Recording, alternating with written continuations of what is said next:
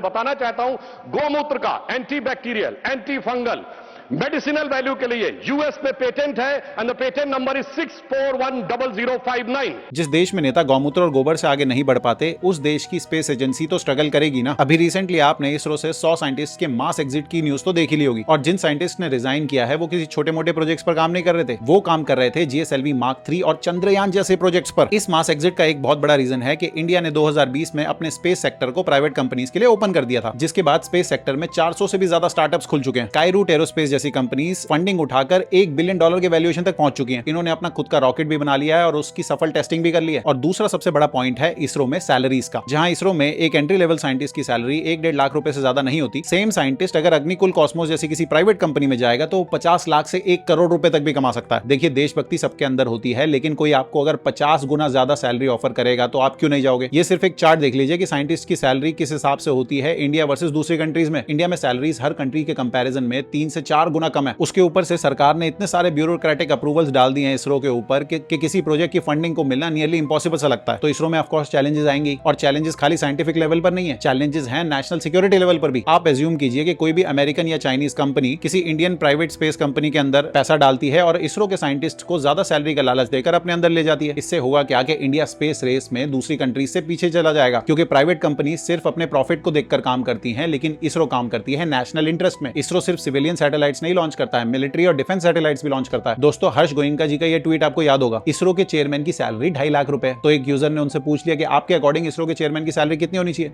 तो उन्होंने कहा 5 करोड़ रुपए, कम से कम 5 करोड़ रुपए। यही है इस प्रॉब्लम का मेन सोल्यूशन। आप कितने भी रूल्स बना दो, आप कितने भी लॉस बना दो, नोटिस पीरियड को 2 महीने, 3 महीने, 6 महीने, 1 साल भी कर दो, लेकिन साइंटिस्ट जाएगा ही। जितना लोग इसरो में 10 साल में कमा रहे हैं, उतना वो लोग बाहर 1 साल में कमा लेंगे। जब लाडली बहन योजना पर सरकार 26,000 करोड़ खर्च कर सकती है, उसमें से भी 3500 करोड़ रुपए की घपलेबाजी हो सकती है सीएजी के अकॉर्डिंग, तो हमारे साइंटिस्ट को ज्यादा सैलरी क्यों नहीं मिल सकती है। रील्स पर गाली गलौज करने वाले लोग करोड़ों कमा रहे हैं, तो हमारे साइंटिस्ट करोड़ों क्यों नहीं कमा सकते हैं। दोस्तों, कमेंट करके बताओ आपके क्या थॉट्स हैं। मुझे सब्सक्राइब और फॉलो कर लो और कंटेंट के लिए।